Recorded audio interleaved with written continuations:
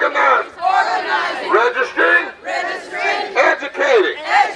People for the movement. Who vote? Who vote? Who vote? We must do more. We will do more. Right now. Right here. Right now. Right here. We will lift the poor. We will heal the sick. We will stand for right. We must do more. We must do more. Mobilizing. Organizing. Registering. Educating. For the movement. Who vote? For the movement. Who vote? We must do more. We must do more. We expect America to do more. More living wages. More health care. More education. More fixing the climate. We must do more. We must do more. We are the poor people. Campaign. A national call for more revival. We must do more. Ain't gonna let nobody turn me around. Turn us around. Ain't gonna let nobody turn us around. We're gonna keep on marching, keep on fighting, walking up the freedom way.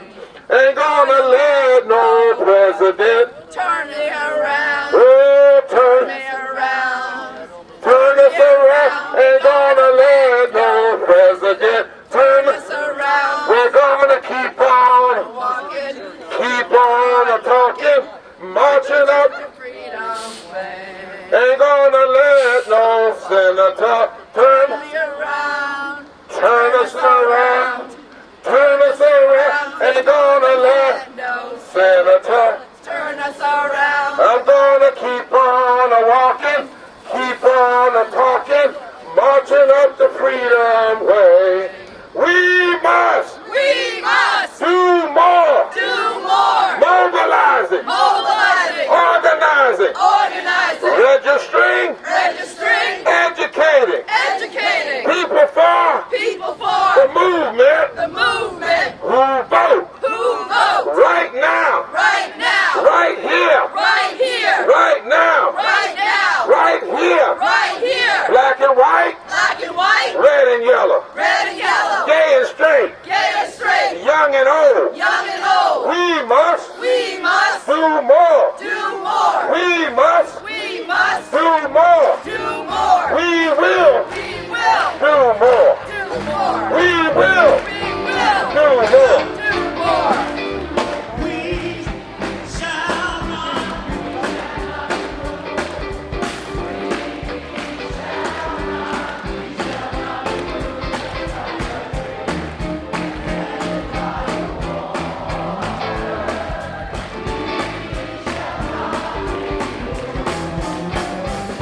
We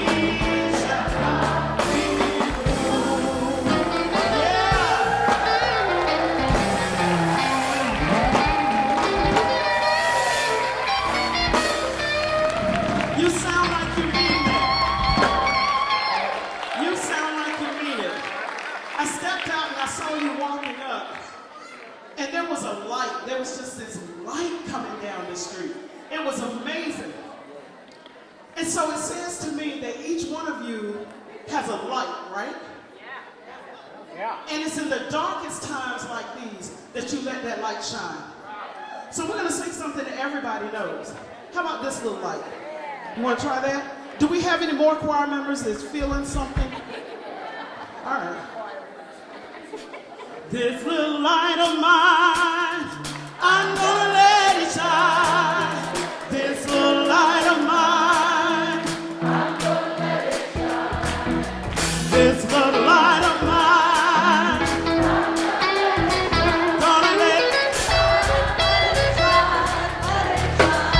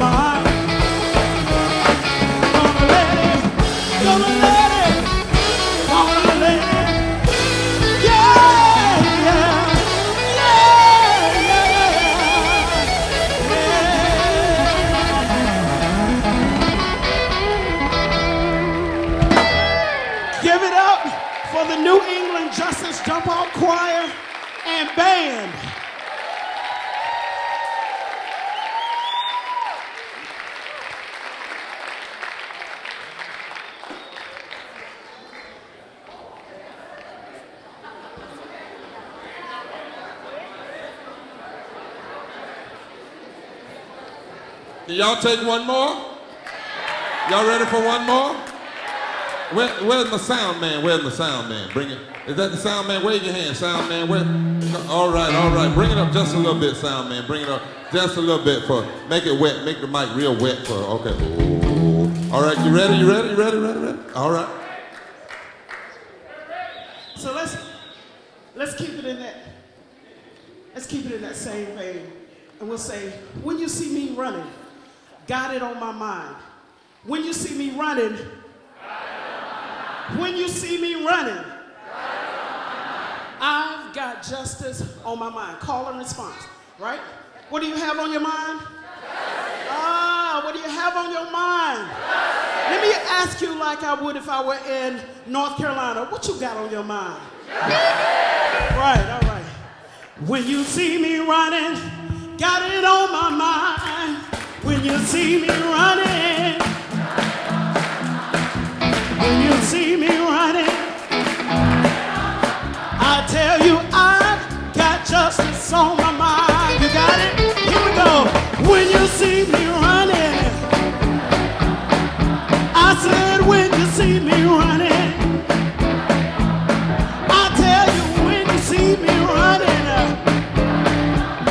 I know that I got justice on my mind. Yeah, when you see me marching, I said when you see me marching,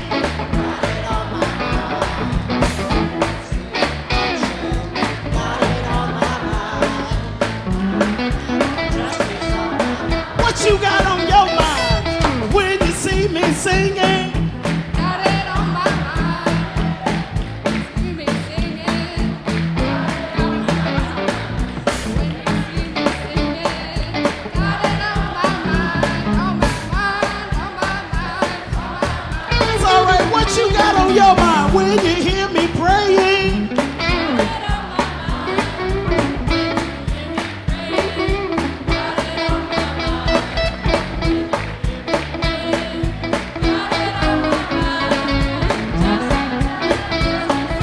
mind. come on, one more. When you see me running, Shelter for all homeless and migrants. Shelter for all homeless and migrants. Shelter for all homeless and migrants. Every day, every night, everywhere. when you see me running, got it on my mind. When you see me running, got it on my mind. When you see me running, got it on my mind. I've got justice. You got something on your mind? When you see me running, I got justice on my mind. Yeah. When you see me running, I got justice on my mind. Yeah. When you see me running, I got justice on my mind. Justice on my mind. When you see me marching, y'all, I said when you see me marching, yeah, when you see me marching, I tell you I've got, you know we gotta do this without the music. Come on, drum.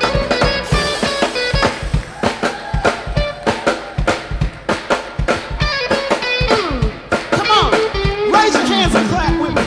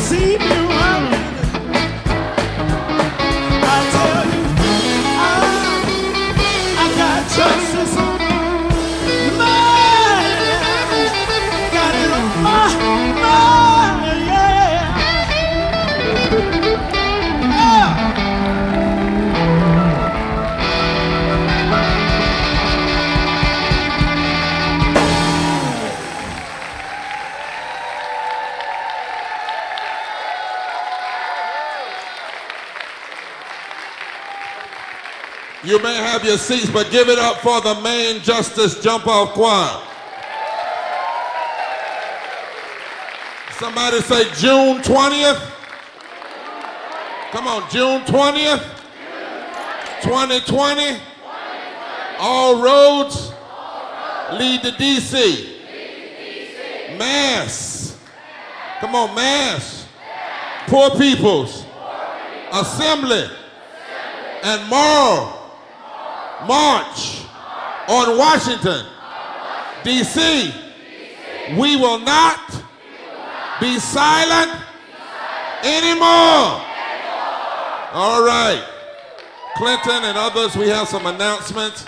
Wave your hands at the thousands that are joining us online, live stream from across the country. And my name is Reverend Dr. William J. Barber II.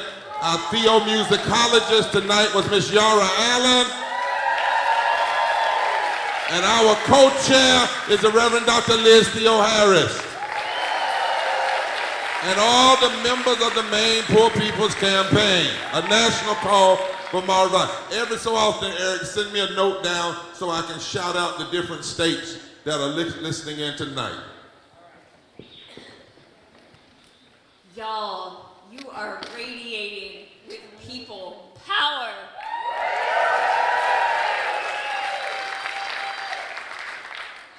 My name is Katie. She, her, hers. I'm from Bangor. Hey y'all, I'm Clinton from North Carolina. Welcome. So, a few announcements before we get started with the rest of the program. First of all, if you need to use the restroom, they are over in the next building. They're on all 3 floors for us tonight. Childcare. If you find an usher will gladly help you get your child to childcare if you need that. Tonight we have ASL interpretation. There are some reserved seats up here in the front. If you are having problems seeing the signer, there's still plenty of seats up here. Please feel free to come up to the front row. Who's got their phone with them tonight? Hold up those phones, please. Take your phone out. Everybody take your phone out. Yeah. So I need everybody to hashtag some things. We need hashtag Poor People's Campaign. We need to go to the Maine Poor People's Campaign on Facebook. We need to share the live feed. There are thousands of people watching around the country, around the world. We need you to help get the word out about this beautiful event that's happening. Share that out to all your friends. Tell your folks that it's not too late to come join us in Portland. We're pretty full to bursting, but we haven't bursted yet. We can get some more in this room. Make sure you share that out. Hashtag Poor People's Campaign. And then right behind me, you see the sign that says, text moral to 90975. Get out your text message. The phone number is 90975. And then in the text message, text the word moral. Make sure you're signed up. You're registered for this movement that votes tonight. Everybody, 90975. And text the word moral. Awesome. You got a little quiet in here? Poor People's Campaign! Poor People's Campaign! A national call for moral revival! A national call for moral revival! Poor People's Campaign! Poor People's Campaign! A national call for moral revival! A national call for moral revival!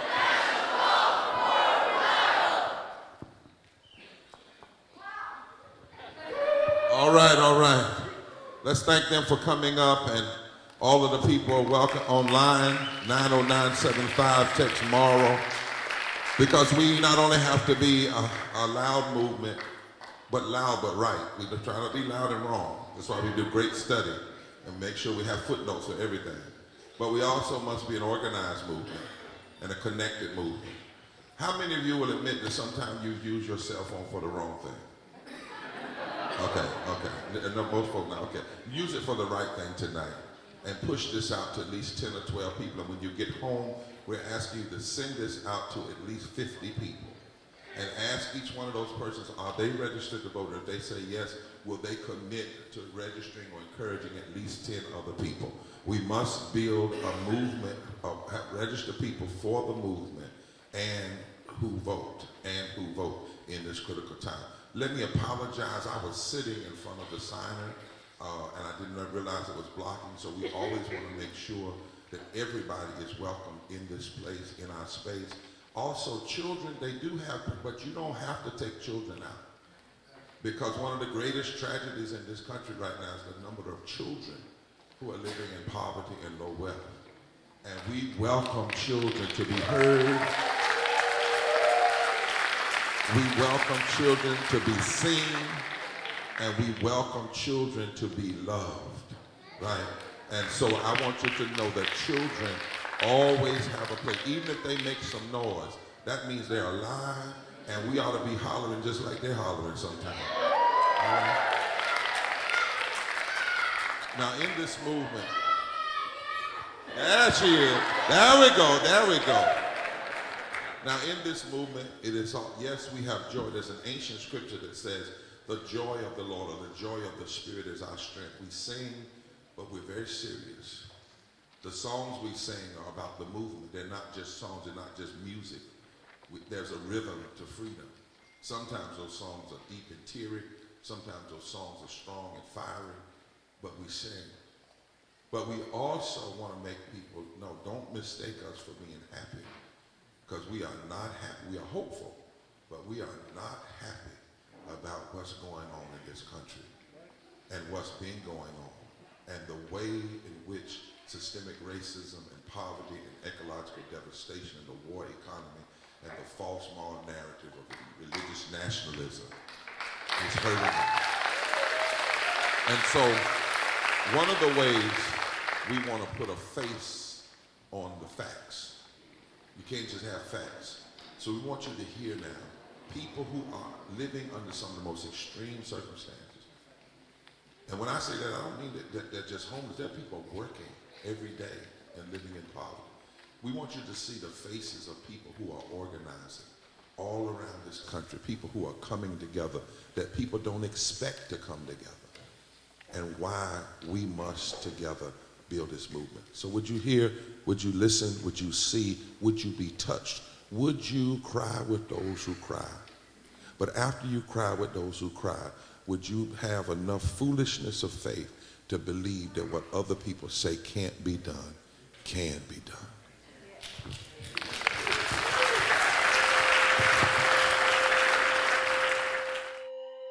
We must be honest about the foundations of the political and economic systems we call America.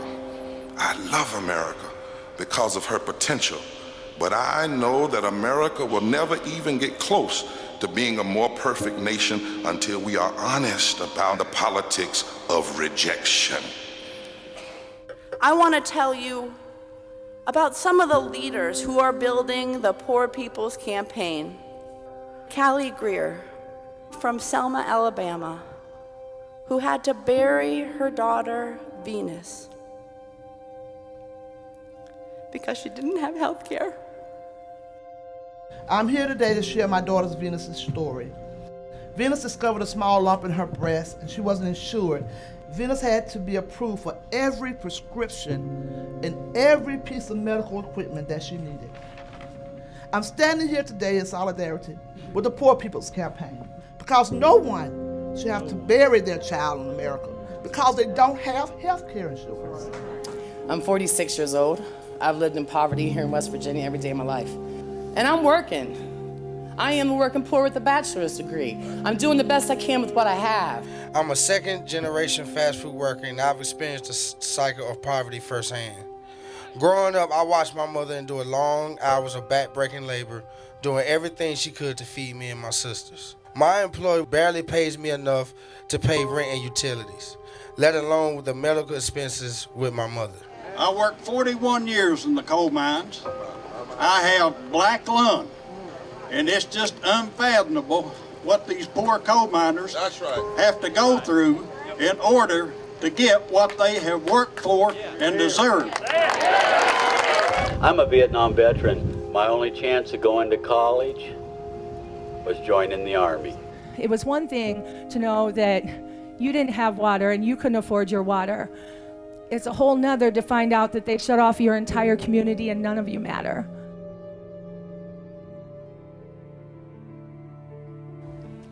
But when I lost my housing, healthcare, and income all at the same time, I was terrified, panicked.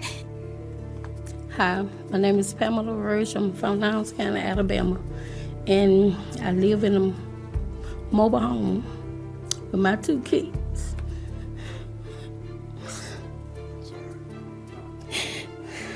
And I got raw sewage. I don't have no money on power. And I have to travel back and forth to Birmingham to take my daughter with the CPAP machine. Don't have a car and don't have no way to take her. This is the largest encampment in Aberdeen. There's about 1,000 people in a town of 16,000 who are homeless. In my community, we were all shut off in a day because none of us could afford our water bills. In the past, my family wasn't able to afford electricity in the winter. It was very hard on all of us. This wall, this is sin of the highest order. When there are 38 million poor children, when 60% of African Americans are poor, when 65% of Latinx are poor, when 40% of Asians are poor, when there are 67 million poor white people, we must say, this is not right. Somebody's hurting our people, and it's gone on far too long, and we won't be silent anymore. Our brothers and sisters are sleeping on the streets. For a country this rich to have so many people poor, it's immoral and it's wrong. Our backs are against the wall, and we got no choice but to push. We lift our voices for justice. We put our bodies on the line for mercy. And together we will proclaim liberty throughout the land for the enslaved, for the poor, and for us all. Follow that breaking news in Albany, where a large group of protesters have moved into the street. Washington Avenue between City Hall and Lark Street closed down. Protesters with the Poor People's Campaign of Indiana. 2 o'clock on the East Coast, 2 o'clock in the middle, 2 o'clock on the West Coast. A wave, and the historians tell us it's never happened before. Our communities, Muslim communities, who have joined the Poor People's Campaign, you can count on us. Our democracy is in trouble. Our democracy is in trouble. And we come to demand. Second warning. Because it's crucial that we make ourselves heard. No one is listening. We write letters, we make calls. No one is listening. So we gotta find a way to make ourselves heard. We are the Poor People's Campaign, a national call for moral revival. And we are here. We are poor. We are clergy. And we're here to say to our nation's capital and to the highest court of this land that everybody has a right to live. Everybody has a right to learn. Everybody has a right to love. Everybody has a right to living wages. Everybody has a right to vote. Everybody has a right to thrive in this society. Everybody say, "Ah!" I believe that we will win. I believe that we will win. I believe that we will win. Freedom fighter, and he taught us how to fight. The poor and their clergy. We read Article 6 of the Kentucky State Constitution that says we have a right to free assembly. We are demanding that we stop the war on our poor. We demand the right to vote. We're formally You need to cease and desist immediately or you'll be arrested. There will be a movement that will break through the con and bring people together to save the heart and the soul of this democracy and this world.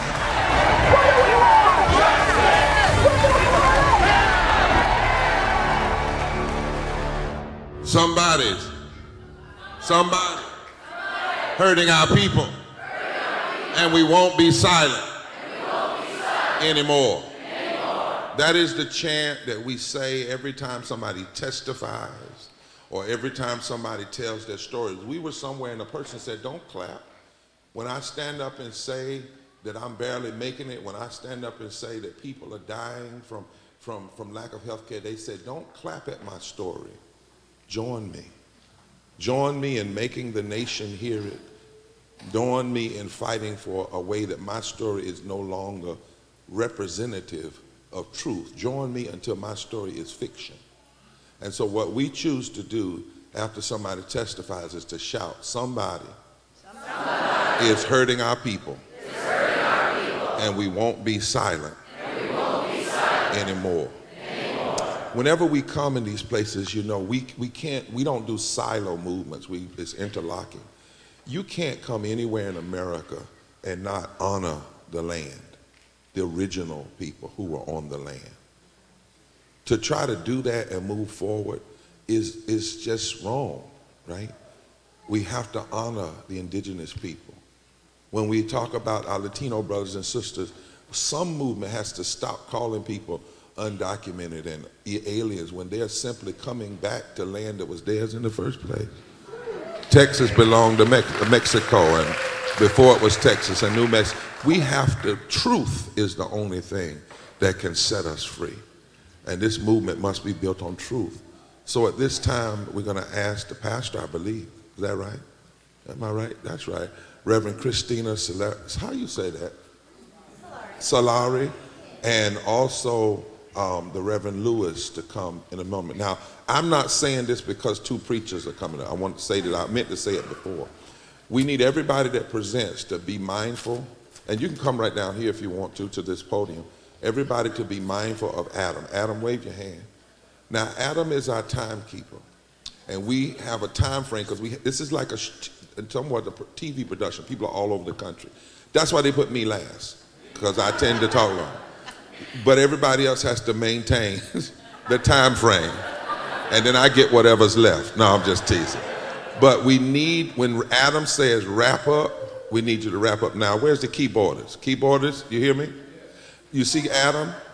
Adam, show the wrap up sign. When Adam puts that sign up, that means for you to start playing those kind of Pentecostal chords. And that means that y'all listen up here, because if you don't, Liz will take my cane and but seriously, we need everybody to seriously, so that we can make sure we stay in our time, because we want our audience to stay with us all over the country. Tell me some people, are there any people here? Eric, tell me some of the people here. What states? What states? New Hampshire. Washington, D.C. Pennsylvania. Illinois. Missouri. Give them a hand. They're all on tonight.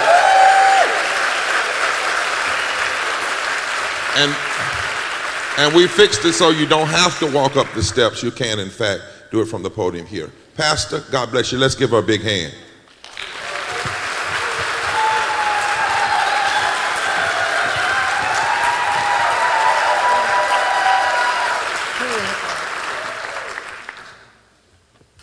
Oh, is that me? Okay, I thought there was someone on the screen. So welcome to First Parish. It was so good to see so many of you in the park and give you all hugs. I'm Reverend Christina Solari, minister of this congregation, First Parish Unitarian Universalist in the heart of the city. And I'm a member of the Maine Poor People's Campaign Coordinating Committee. So First Parish is super excited that the We Must Do More national tour has stopped here. I've been telling my congregation for a number of years that we need a revolution. I've been praying for a revolution. And this is the revolution.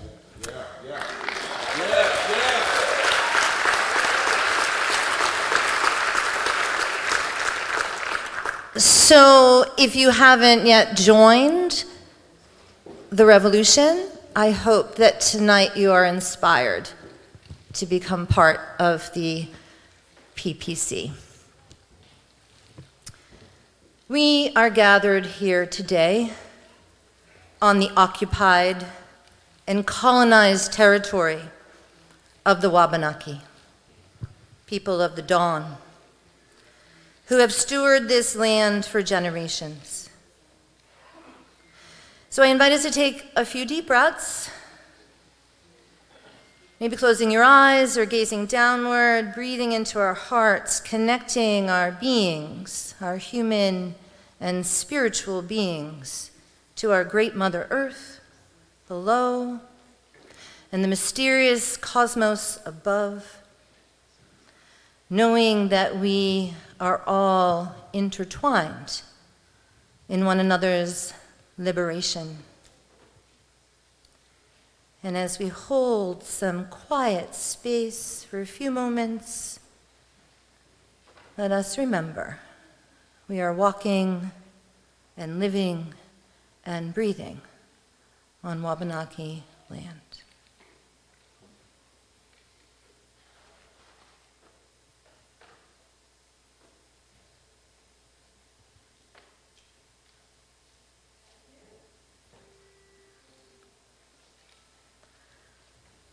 Blessed be, amen, ho.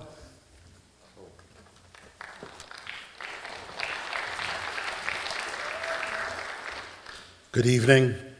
I'm the Reverend Kenneth I. Lewis, and pastor of the Green Memorial African Methodist Episcopal Zion Church here in Portland, the Freedom Church, with its Joy on Munjoy Hill, Church of Harriet Tubman and Frederick Douglass, but also the Church of the present, not just yesterday. Dr. Barber, that's my praise posse over there, and I doubt very seriously they're going to play me off because they got to come to church on Sunday, and so they're not going to do that. Ain't that right, Warren? I believe that's right. I've been granted an assignment and given an assignment, and that's what I do. I kind of keep my assignments. I'm a good Methodist. In December 1967, Dr. Martin Luther King Jr. preached what would be his last Christmas sermon at Ebenezer Baptist Church in Atlanta. At the end, Dr. King spoke about the day he told the nation at the March on Washington that he had a dream for America's future, but said in the uncertain years that had followed that dream, sometimes felt like it was turning into a nightmare. Wake up, beloved. It's not a nightmare, it's reality.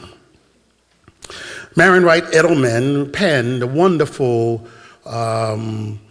prayer about ending poverty in our time in 2016. I'd like to leave that with you for your contemplation, but more importantly, to your action. He done put up a sign right there, said 1 minute, put sign down, son. I can see. He's doing his job. I understand. That's right. And that's Holy Spirit too. God help us to end poverty in our time, the poverty of having a child with too little to eat and no place to sleep, no air, sunlight, and space to breathe, bask, and grow. The poverty of watching your child suffer hunger or get sicker and sicker and not knowing what to do or how to get help because you don't have another dime or a car, money, or health insurance. The poverty of working your fingers to the bone every day, taking care of somebody else's children and neglecting your own. The poverty of having a job which does not let you afford a stable place to live. The poverty of losing your job, running out of unemployment benefits and having no other help in sight. The poverty of loneliness and isolation and alienation, having no one to call or visit. The poverty of having too much and sharing too little and having the burden of nothing to carry. The poverty of convenient blindness and deafness and indifference to others. The poverty of greed for more and more and more and more, ignoring, blaming, exploiting the needy, and taking from the weak to please the strong. We have gathered together to ask the Lord's blessing.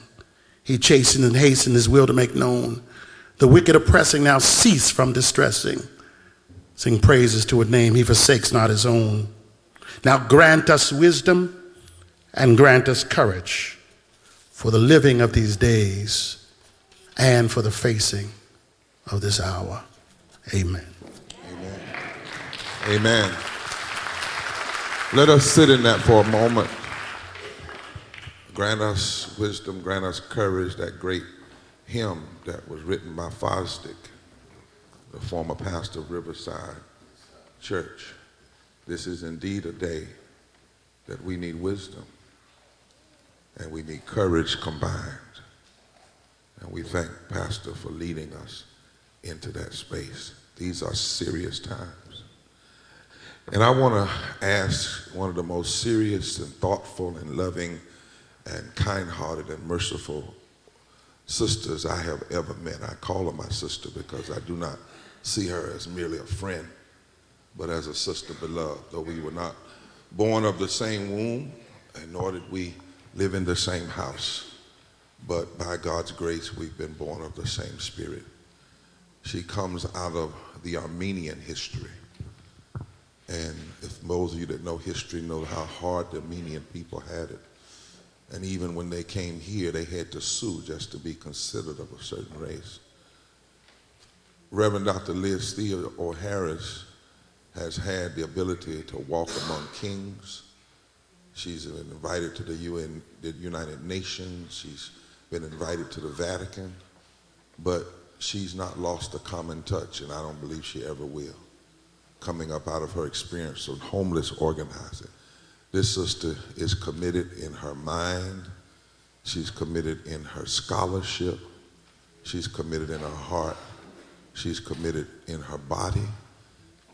I've seen her walk what she talks, and that is why, as I told her, I'm willing to go anywhere with her for the cause of justice. And to help us frame and focus and see the vision tonight, we want to invite, would you help me invite the Reverend Dr. Liz Theo Harris, the co-chair of the Poor People's Campaign.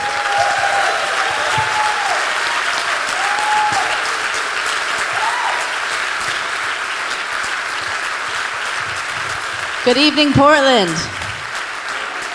Good evening, Maine. And good evening, the Poor People's Campaign, a national call for moral revival.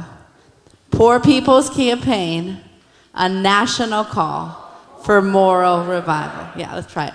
Poor People's Campaign, a national call for moral revival. So this evening, I want to talk with you about the power of poor and impacted people banding together and changing this country for the better. I want to talk about a radical redistribution of political and economic power. I want to talk about Maine being in the numbers when we all march into 2020 and the mass Poor People's Assembly and Moral March on Washington. This evening, I want to share with you the idea that when we lift from the bottom, that everybody rises. When we lift from the bottom, everybody rises. Today is October 10th. It's a day after Yom Kippur, one of the holiest observances of the Jewish people, a day of atoning and repentance. And the observance of Yom Kippur falls in the book of Exodus, right after the scene with the golden calf. It's a story about idolatry, the idolatry of empire, about a heretical theology, about the idea of returning to the very practices, the very structures that oppress and degrade all human beings. This is a reality that speaks to people of many faiths, a story that speaks to people not of faith. And usually when we talk about the story of the golden calf, we think it's about making false idols, hanging up graven images. We think it's a critique of religions, other people's religions. And we think it's a problem of the past. But idolatry is about worshiping gold. It's about worshiping economic structures that oppress God's people, and not about worshiping God. Human beings created in God's image. Idolatry is collecting taxes from the rich, collecting less taxes from the rich, and charging a higher tax rate for the poor. Idolatry is believing that you're too rich, too powerful to have to follow the law. Idolatry is faith leaders preaching, obey your earthly rulers, when those rulers are being disobedient to humanity.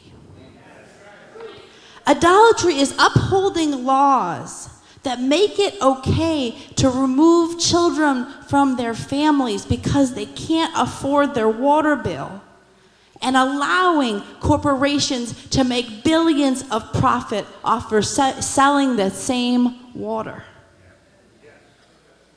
This is what idolatry is. Upholding structures that oppress rather than following a God that liberates. A God that calls all people to liberate each other.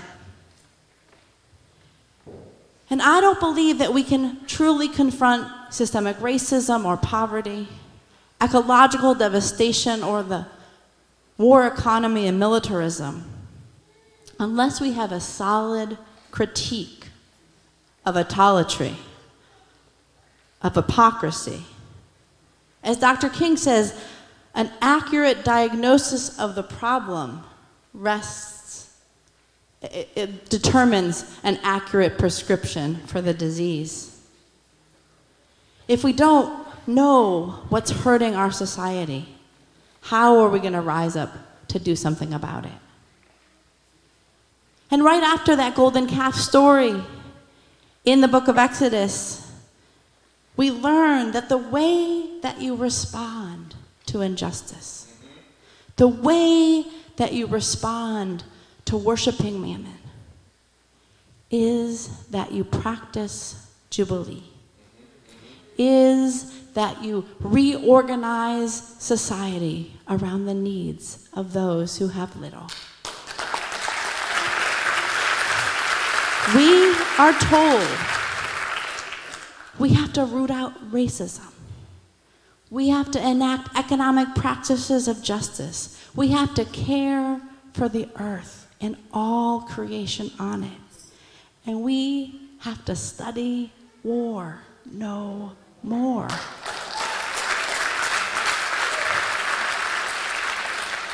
This comes from Isaiah 58, which reads, "Shout out, do not hold back. Lift up your voice like a trumpet. Announce to my people their rebellion, to the house of Jacob their sins. You serve your own interest on your fast day. You oppress all your workers. Look, you fast only to fight and to strike with a wicked fist, a manifesto of division and hate. Will you call this fast a day acceptable to the Lord?" But Isaiah continues, "But is this not the fast that I choose? To loose the bonds of injustice, to undo the thongs of the yoke, to let the oppressed go free, and to break every yoke? Is it not to share your bread with the hungry, and to bring the homeless poor into your house, when you see the naked to cover them and not hide yourself?" But yet, in these yet to be United States, there are 140 million people who are poor and low income.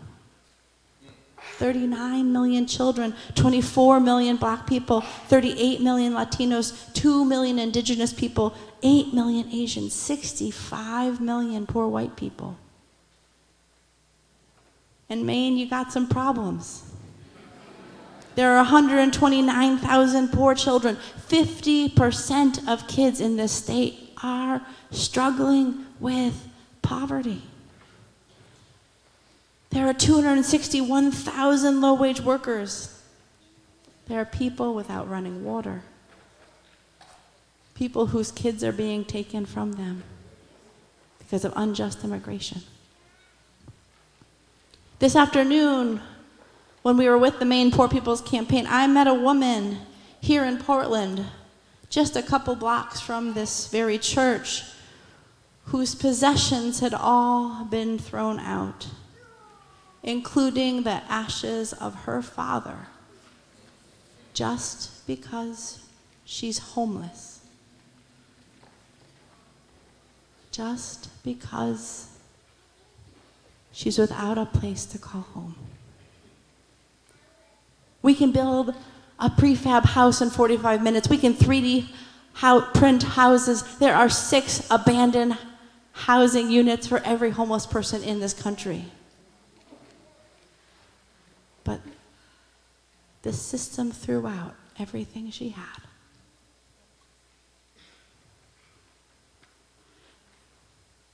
But it doesn't have to be that way. People are committing to building a moral fusion movement.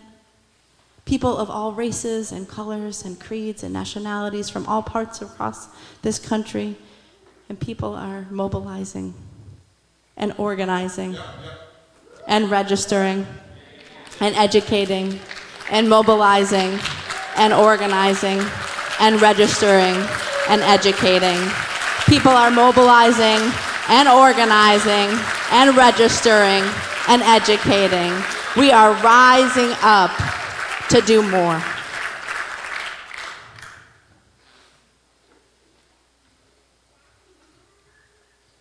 We're supposed to rise up. We need to build power. We have to make our earthly rulers repent for injustice, and we have to rise up for what's right. The Poor People's Campaign, a national call for moral revival, is rising up. Since 2010, there are 23 states that have passed racist voter suppression laws, but we're rising up for voting rights. We're rising up to the immediate full restoration and expansion of the Voting Rights Act.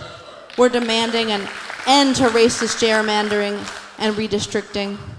We demand an end to placing persons on the federal bench who have a record of standing against voting rights, standing against LGBTQ rights, standing against women's rights. We demand automatic voting registration at the age of 18. And as we rise up for voting rights, we know we also have to rise up for workers' rights. That even though corporations have unmatched profits, there are 3 people who own as much wealth as half of the US population. There are 62 million people in this country who make less than a living wage. There's not a town, a county, a city, anywhere in this state, anywhere in this country, where if you're working full-time and making minimum wage, that you can afford a 2-bedroom apartment. So we have to rise up. We have to rise up for living wages. We demand the right of all workers to form and join unions. We demand equal pay for equal work. We demand guaranteed annual income. We demand fully funded anti-poverty programs that protect the welfare of all. We demand housing programs that ensure that all people have a place to call home. And we demand an end to evictions of homeless shelters, of homeless encampments, and the attack on our homeless brothers and sisters.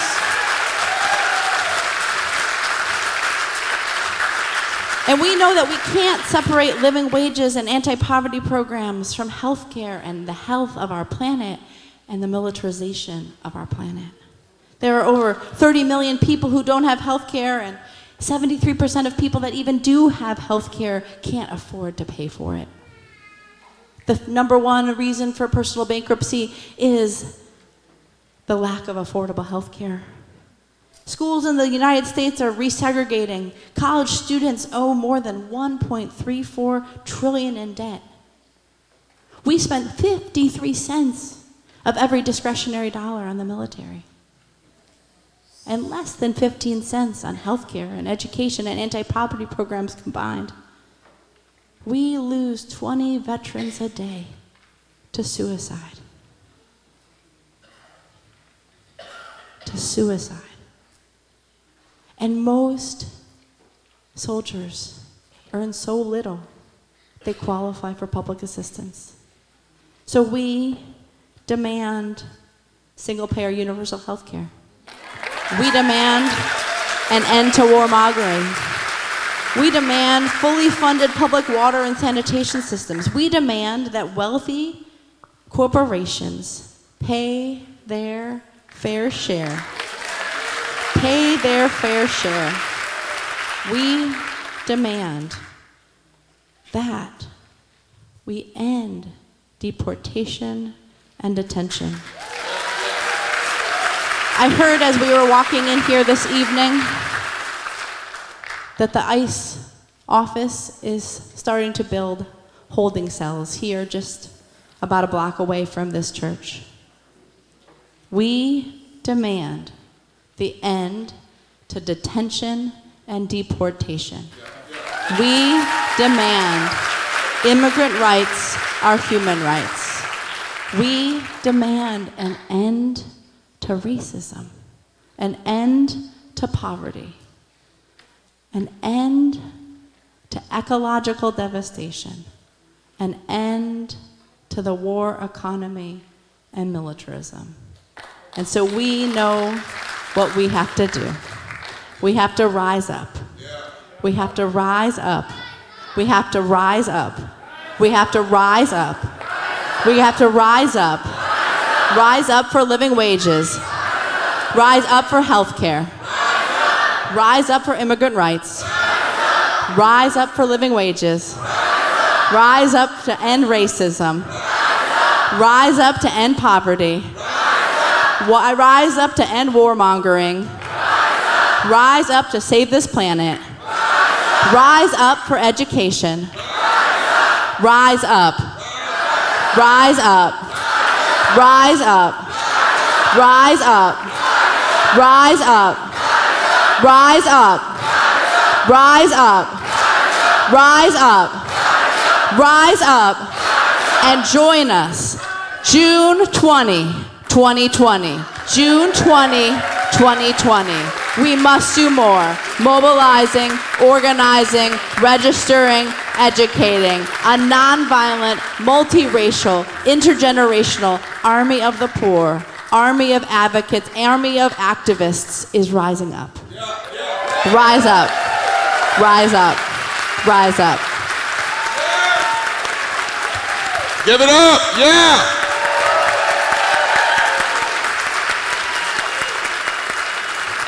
Now we're going to hear from some people in a moment who are saying why they are doing exactly what Liz said, rising up. Just before that, we want to welcome and honor Jerry Talbot, the first African-American legislator in Maine.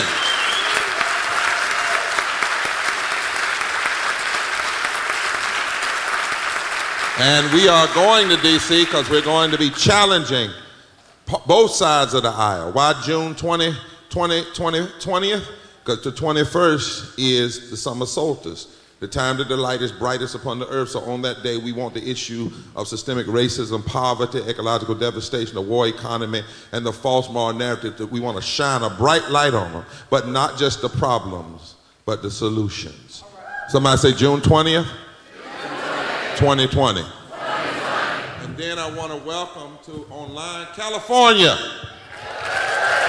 New York, South Carolina, and Washington State. Y'all give them a big round. They're online tonight.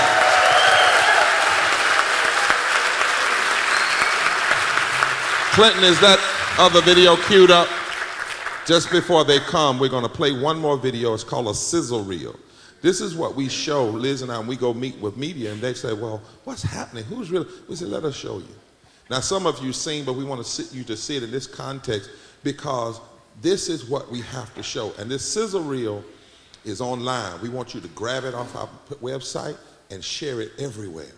And after tonight, we're going to add some sizzle from Maine to the reel, right?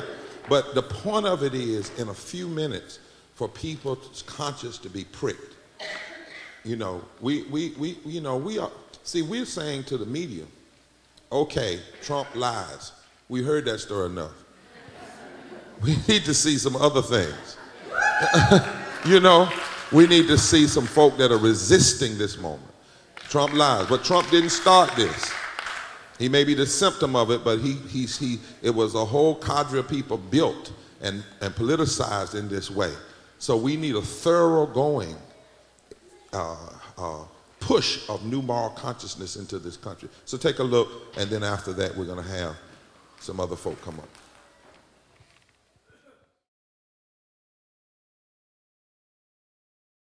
Our backs are against the wall, and we got no choice but to push.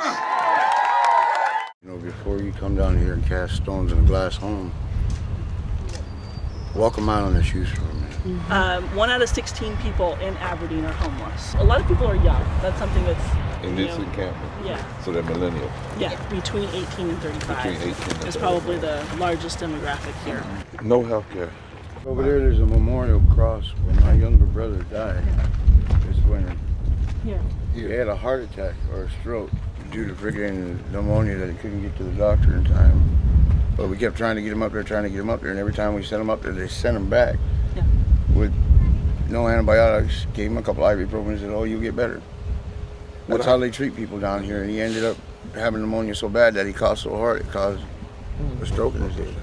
Another thing to open your eyes to this area down here: when men get out of the service, we're overqualified for jobs. What is overqualified? What is it? That's right. It's their polite way of saying they don't want to take the risk to employing you. We were in charge of $1 million machinery, guns, everything, but we can't flip a burger, wash a car, or... And you want to. You know, just to work. Just to work. Get back into society, man. I worked 41 years in the coal mines. I have black lung, and it's just unfathomable what these poor coal miners have to go through in order to get what they have worked for and deserve. My name is Pamela Roach. I'm from Lowndes County, Alabama, and I live in a mobile home with my 2 kids.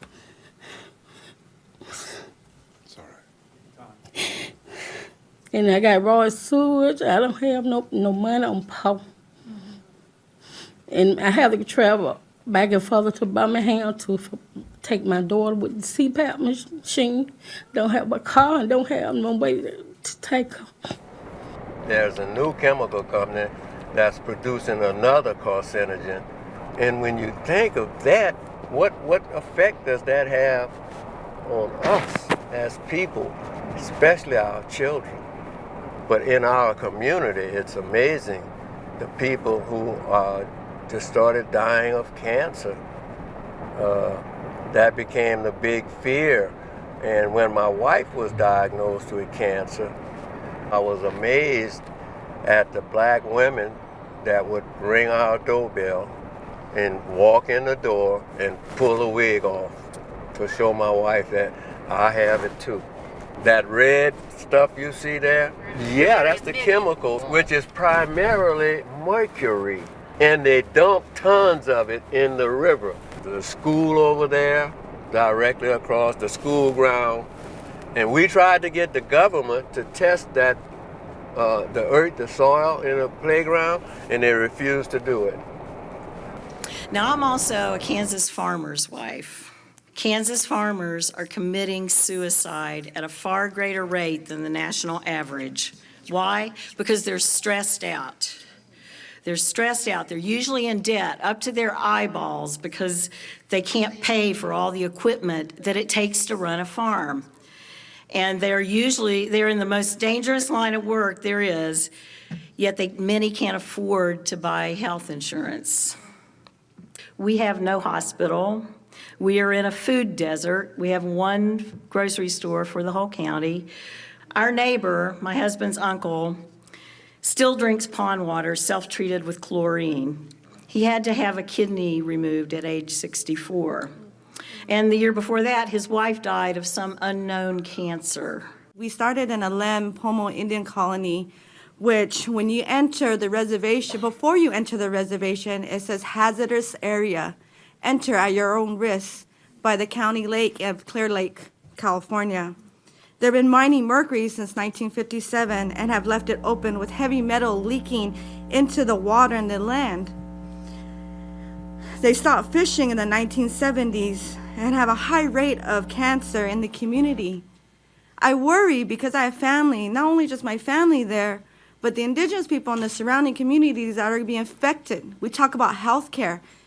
We talk about worrying about the environment, but yet when they're allowing open pit mines and letting it leak into the land, into the water, the high rate of cancer and the high bills of health is going to continue to raise because of corporations and greeds and politicians that don't want to listen.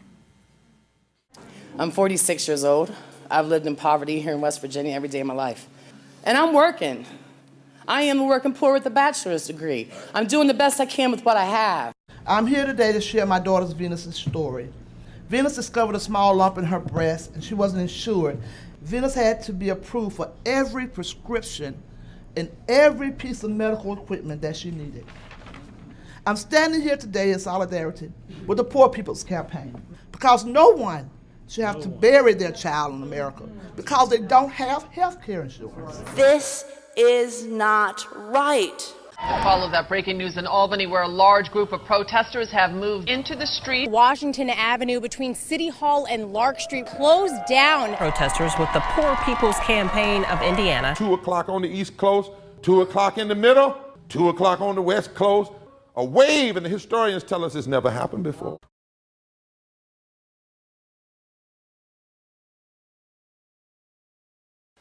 And what you just saw there, I know some of you said, we saw those stories before. It's called redundancy.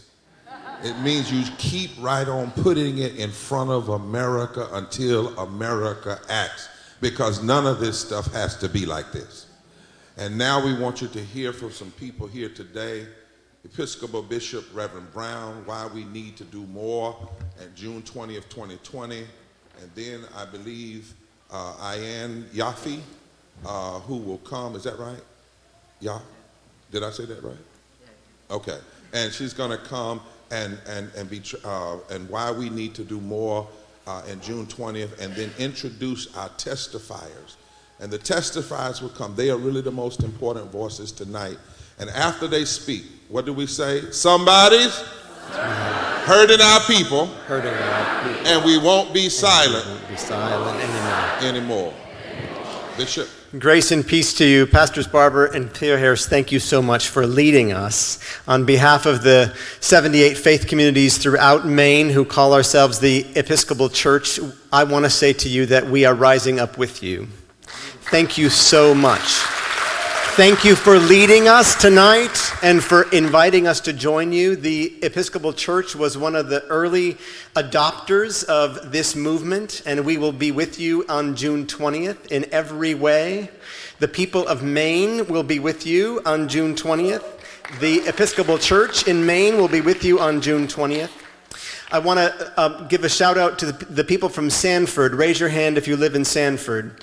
Several of you do. I want to tell you a story about Jack and Jill. That's not their real name, but Jack and Jill are struggling with addiction. They are in recovery. Their children are in foster care. They're faced in every possible way with feeling pinched and feeling pressured and feeling judged. And they go to church and they find a welcome. What they need is for us to change policy so that they get completely well. We will do that in June.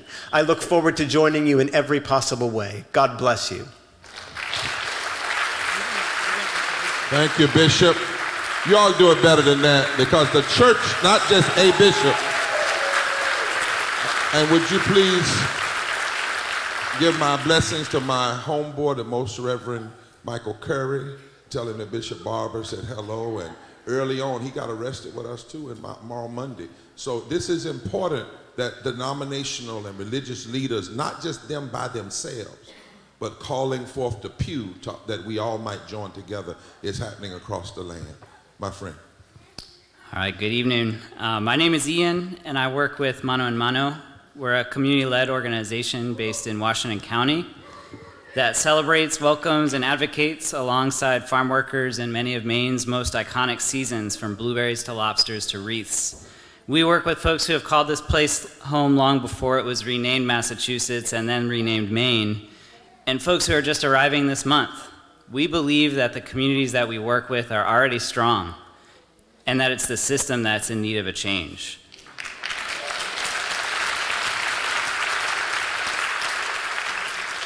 We believe we already have the solutions, leadership, and resources needed to move forward. They're just distributed unfairly. Barriers in the communities that we work with, as told by the community members we work with, include the lack of permanent protection for temporarily documented and undocumented people and their families who are part of the fabric of our communities, as well as farm workers who are left out of federal and state worker protections. The New Deal never happened for farm workers or tipped workers, and I think you all know why. Sexual harassment, wage theft, poor housing, and lack of respect and power in the workforce. We're seeing poverty wages for full-time work, folks having to work multiple jobs just to tread water, struggling to survive, and then on top of that, organizing in a very tough climate. We're seeing lack of appropriate language services and protection of existing civil rights in institutions. And we see most organizations and institutions who will not acknowledge their role in furthering these barriers, which makes it hard to even begin addressing them. So my question for you here today is, what if these outcomes are the result of a system that's working as it was intended to? What I'm here to talk to you about today is intersectionality, and what I'm here to talk to you about today is both and thinking. Racism, poverty, environmental harm, intergenerational trauma, and xenophobia are related and interconnected. So are all of the things we appreciate about these communities. We're in this together with all of the good and all of the bad. The same forces that have led migrant workers to see Maine as a place of economic opportunity have led to instability throughout the Americas. They've made it harder for people to survive, and they threaten our rural communities. This is a collective failure of consciousness. Neither the Democratic Party nor the Republican Party is the cause of the barriers, and neither will they be the solution, because it's all about power, and there's power in this room.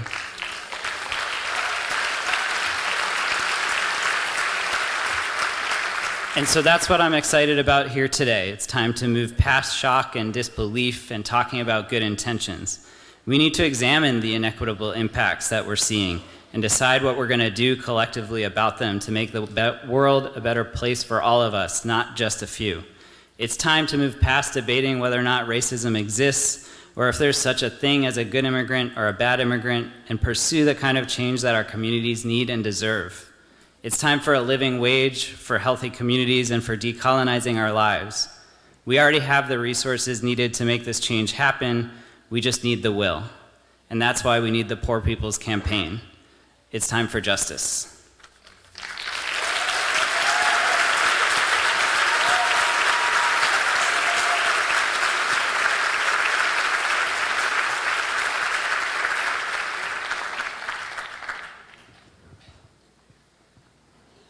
Reverend Liz has reminded us that when we lift from the bottom, everyone rises, but we can't lift from the bottom if we don't listen to those who have been forced to the bottom by the interlocking evils of this nation. And so today we are going to listen so we can be led.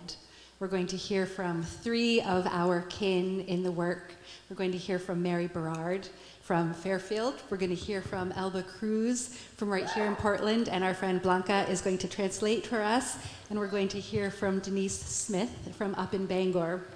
One of the foundational principles of this campaign is that no one stands alone, so we're going to invite all of our speakers to go up together, and they'll sit up there as we all hear their powerful testimony.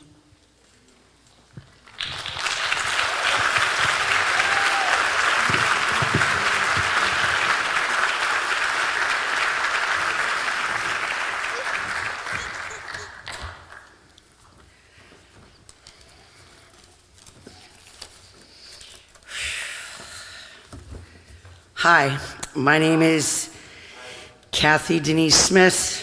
I am resilient. I am here to tell my story so that we all can come together today, that my family and other people don't have to have the struggles that I have gone through growing up. Between the ages of 13, I was molested by my stepfather. My mother could not handle it. She blamed me for it and started smoking crack.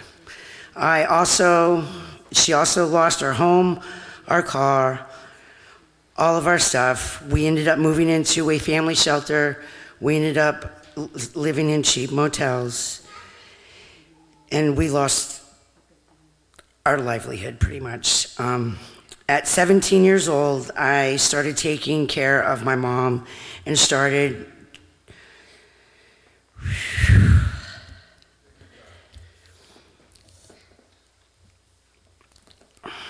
I got it.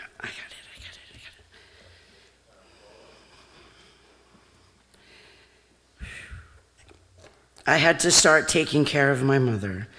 I tried to get her off of crack, and I joined a gang to help selling drugs to pay the rent. I did not get the kind of childhood that I should have gotten at my age. And because all of this, I worked as hard as, excuse my French, hell, to ensure that I have 5 children, and I do not want my children to go through what I did in my childhood. There was times when my children and I lived in cheap motels because we could not pay rent because I didn't work. We moved in subsidized housing, which is where I still live today. And I worked a job. I took care of my 3 younger children, and they decided they wanted to jack up my rent and take away my food stamps. So, still as who I am, I worked very hard, and that's what happened. But me and my mother have an 8th grade education. So not being educated, you can't get the best paying jobs. You cannot get really what you need if you don't have that education. So it's my job in my community, because I am a leader in the city of Bangor, and I represent several groups. I work with 7 groups. I still have my daughter here, my son here, and I teach them to educate them that they don't have to live like everybody else. They don't have to live like me and their grandmother. And they don't. And they're not going to. And next week at 1:30, I go and take my first GED test.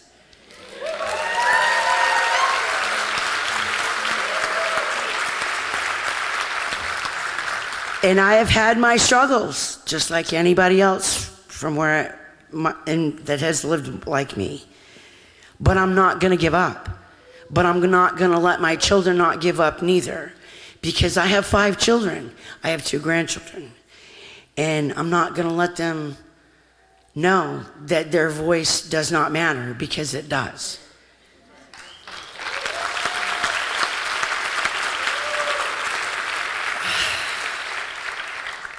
But why I joined the Poor People's Campaign? Because I'm standing in front of you guys right now, and I'm being heard. For the first time in my life, I am being heard. And I like that. I really do. And I will march with everyone here, 2020, with everyone that comes. And I'll be holding that sign, and I'll be saying, I'm down, I'm ready. Let's make this movement. Let's make this happen. Because nobody's going to be silent anymore. Because we don't have to. Because I'm a voice, and I'm here, and everybody's hearing me. So Somebody is hurting our people, and we won't be silent anymore.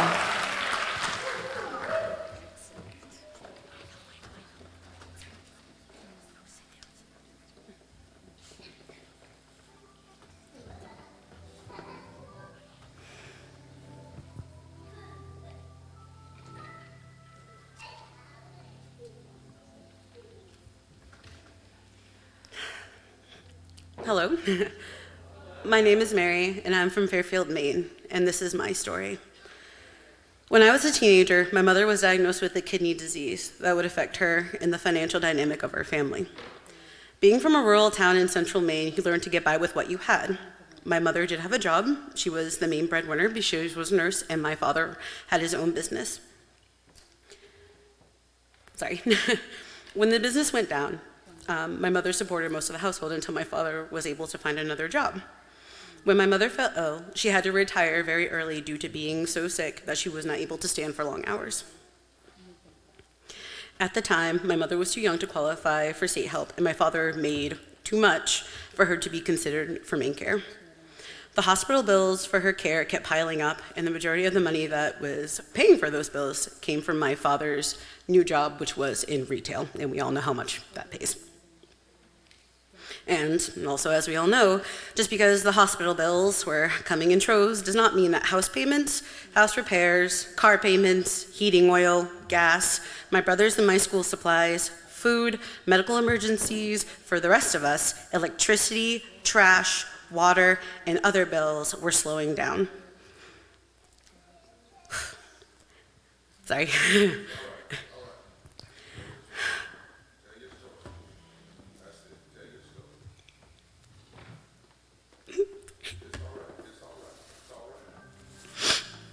Thank you.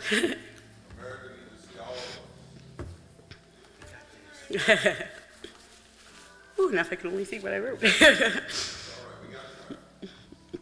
I can remember the frustrated looks on my dad's face from time to time when he looked at the mail and when he looked at a new bill. And I can also remember how sad my mother was about all this. She blamed herself for being sick. She blamed herself for us not being able to have enough money sometimes to get by. She believed that everything was her fault, that we were placed in this situation. Sorry. None of this was my mother's fault. This was the fault of a system that only saw her as a dollar sign rather than a person. The system that promised to help my family has failed over and over again. This is the same system that gave me insurance through my job, but still makes it almost impossible to afford some of the medications that I need for my autoimmune diseases.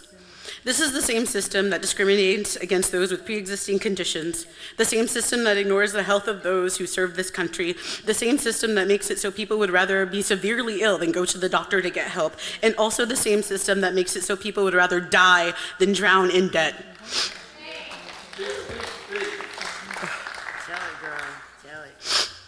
It needs to end, and it needs to end now. We will make our voices known, especially when we march through DC on June 20th, 2020. Let our voices ring out and our message be clear. This has to end now.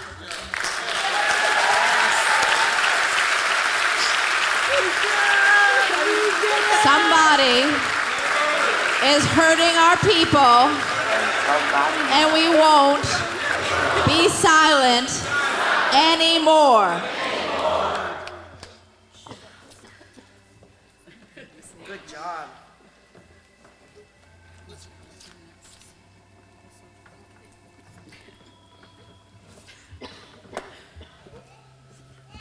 ¿Empiezo yo? Sí. Muy buenas noches. Tengan cada uno de ustedes. Muchas gracias por haber atendido el llamado de esta organización que está tratando la manera de darnos un rayo de luz y una esperanza para nosotros. Yo soy guatemalteca.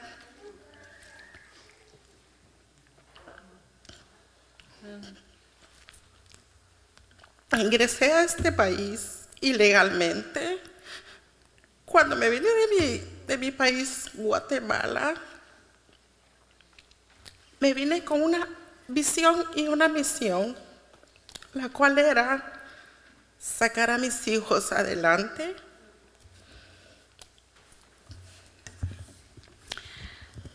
Good evening, and thank you so much for being here and answering the call to a moral revival. This gives me a ray of light and hope, a grain of hope for the future. I'm from Guatemala, and I came here to make a better life for my children. And I came here to this country without documents. Vine escapando de la corrupción y la delincuencia de mi país, y mi único propósito era poder darles un mejor futuro a mis hijos. Pero cuando llegué a este país, me di cuenta y me encontré con 3 factores que yo venía destrozada del alma por haber dejado a mis 4 hijos en Guatemala. Me encontré con estos factores que terminaron como de apagar mi esperanza de luchar por ellos. Uno de ellos fue el no portar un documento para poder trabajar legalmente en este país. El segundo de ellos fue no poder tener derecho a la salud. Y el tercero fue la discriminación, el poder, porque entré a este país ilegalmente. I came to this country, as I said, looking for a way to make a better life for my children. But once I got here, I realized that there were 3 factors that were going to keep me from actually being able to realize any kind of satisfaction or feel really any kind of real hope. Because the first thing that happened was that I had come and did not have a document to be able to work in this country. The second was that I was not able to have the health care that I needed, that I wasn't eligible for health care. And the third was, ¿cuál era el tercero?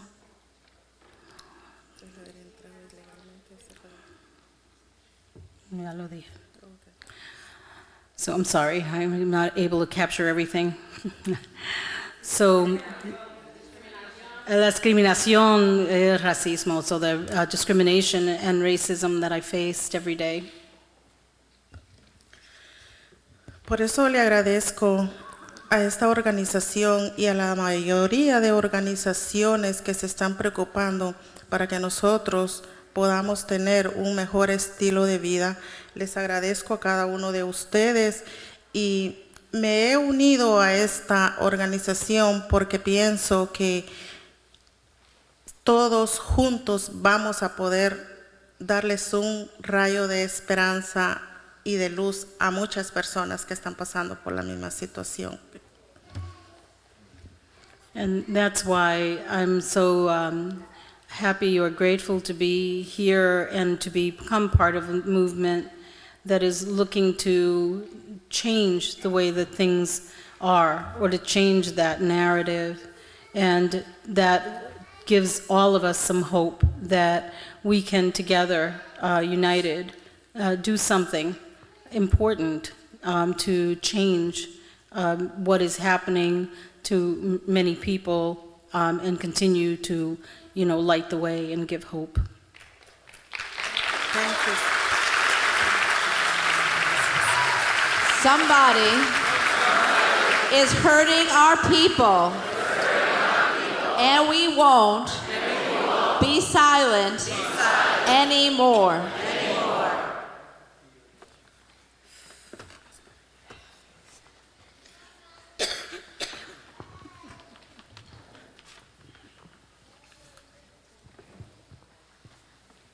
Hold on just a little while longer. Hold on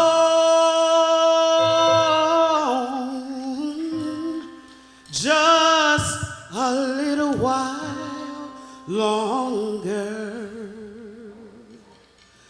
hold on just a little while longer.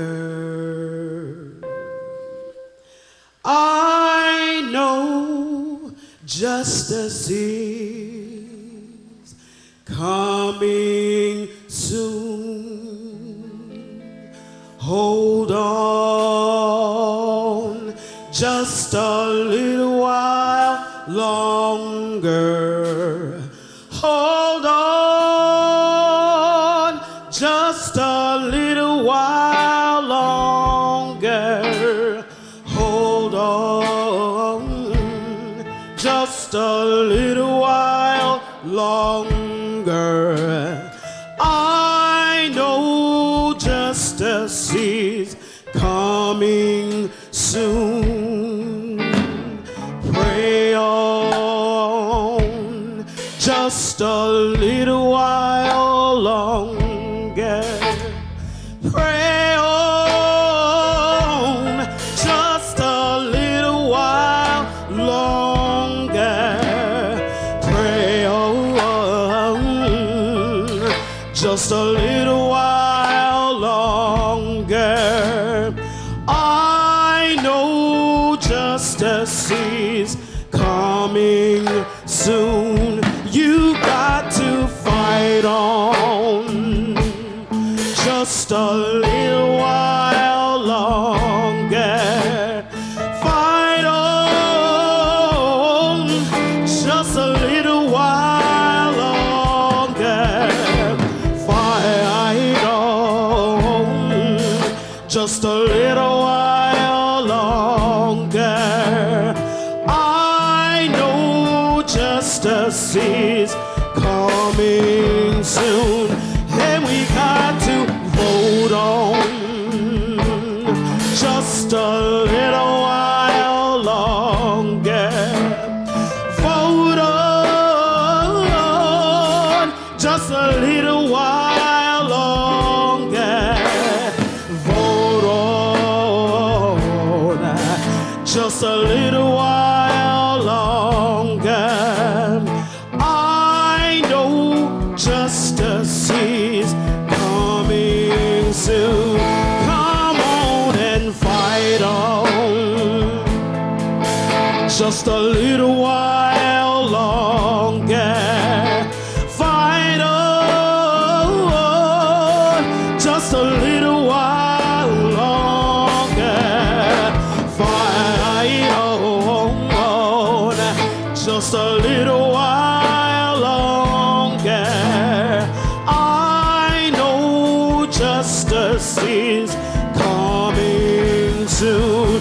I tell you that I know justice is coming soon. I know justice. Justice is coming soon.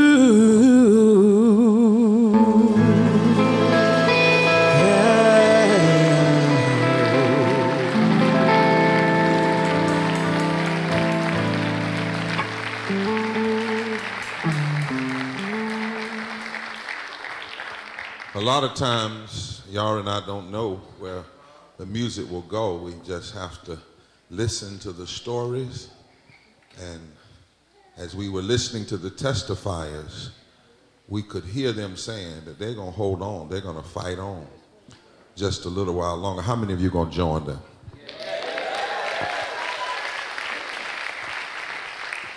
We need a massive turnout from Maine. Every church bring a bus, every city bring a bus, every county bring a bus, every club bring a bus, and we need to spread it all over the country.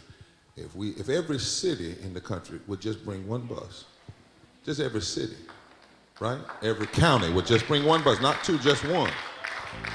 And we might have a massive gathering in our nation's capital, not as an end, not as an end. This is not about ending. This is about continuing. This is long term.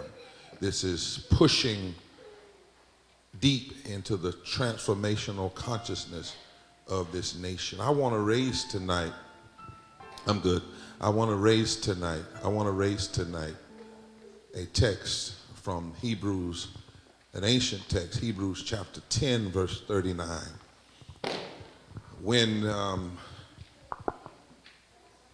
people who were in this movement following this brown-skinned Palestinian Jew, who had the audacity to list the poor, the broken, the bruised, the battered, the captives, and everybody that were made to feel unaccepted as the key as of his focus, as the vision for his movement. And that was at the beginning of his movement, and then just before he was assassinated by the state for being a revolutionary, he came back to that same group. He said, every nation, not every individual church, but every nation, every government would be judged by whether they cared for the poor, the hungry, the sick, the immigrant, and those on the margins. And he said every nation and every religion that refused to do those things about justice was a form of hypocrisy. And for that, they killed him, but nonviolently, he stood up and exposed the nation's ugliness. And when this text was written in Hebrews 10:39, some of the people that had followed this brown-skinned Palestinian Jew who had been born in the ghetto, a place called Nazareth, he had been crucified and raised, but he wasn't walking with them, and they were getting worn out. They were thinking about turning back because, see, by this time, and even in his day, there was this whole history, a lineage of these guys that loved to run the country, and they loved to put their names on buildings.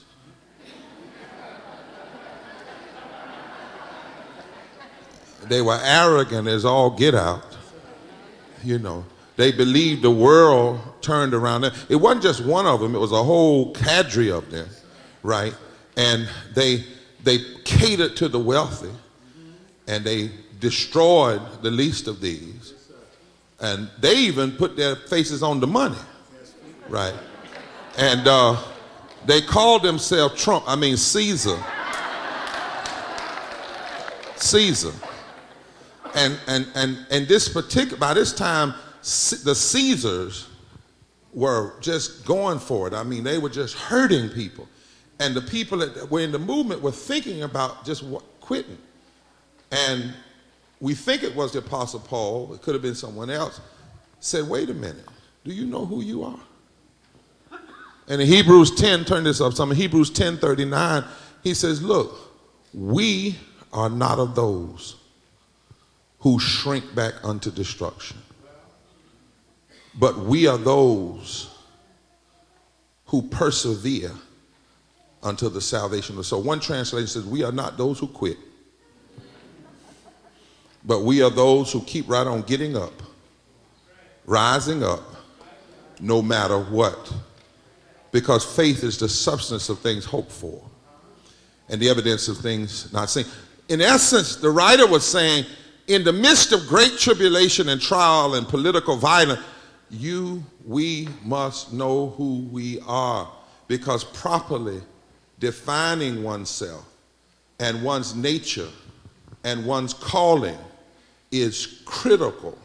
It is a critical philosophical and theological discipline that has penetrating and practical implications, particularly when you're in crisis. When you are facing a season of challenge and confronting threats that seek to take your identity and seek to redefine you, who you are, seek to ignore you, when you're in a fight and we are facing what Paul Tillich called the very threat of non-being and non-existence, knowing who you are is critical in the face of enemies and adversaries that are trying to take from you who you are. Martin Luther King once did not diagnose some of America as having a neurotic sickness and a septic commitment to racism, poverty, militarism that was destroying America's soul and ripping it apart. And he said, the only way to address these matters, we have to rise with others and raise up a campaign with poor people and moral leaders, and those who have nothing to lose are the only ones that might have the moral and spiritual capacity to turn the nation's consciousness and character towards the way of love, truth, and justice and nonviolence. And my friends, I'm just moving up some because I have such a sensitive ear and hear so here. We are in one of those moments now. The issue for us now is not can the Democratic Party survive, and not can the Republican Party survive, but can America be?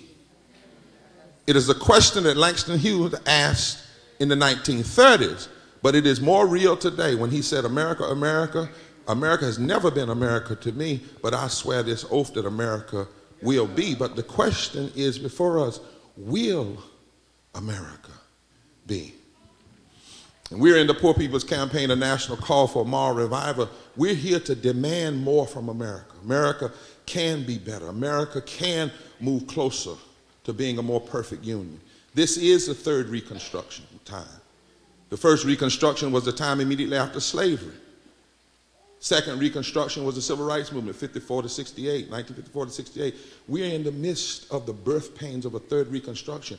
And some folk know it and they do not want it to happen because every Reconstruction of America has always faced pushback. The MORE tour, we must do more, mobilizing, organizing, registering, and educating people for the movement who vote tour is about turning our demands into action. We began in El Paso by invitation. The deafs were there. The Latinos said, come back and start here and talk about all the issues because we don't want to only talk about racism and white nationalism when some people are gruesomely shot, because that is a form of white nationalism.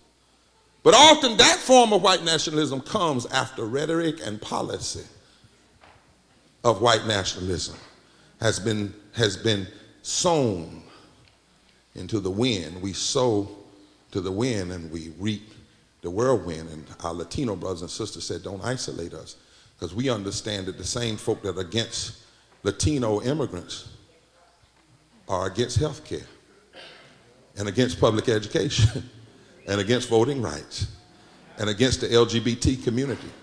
We understand that.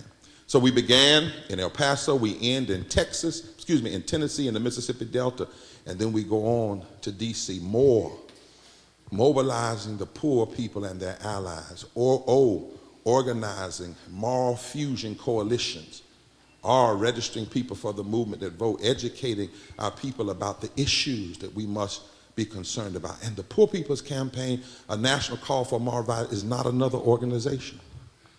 See, we don't need any more organizations. We got enough. We need organizations to put down their organizational egos and come together. That's what we need.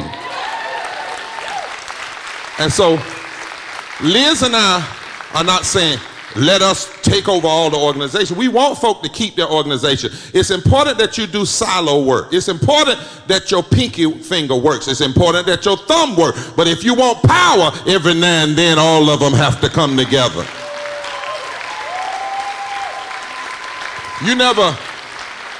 They didn't have an abolition organization, they had an abolition movement.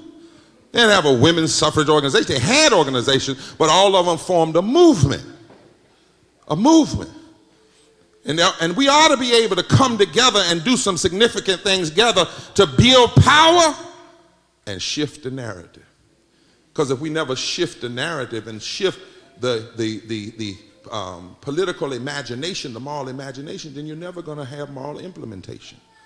You're never going to have it. And so that's what the Poor People's Campaign is about, a national call for moral revival. All of us finding ways to come together across all of our lines and believing that we are not those who shrink back. We are not those who quit. There's a reason why all of you all are here tonight in this place. Some with gray hair, some with not so gray hair. I like to say to the ones with gray hair, you got to suit up one more time.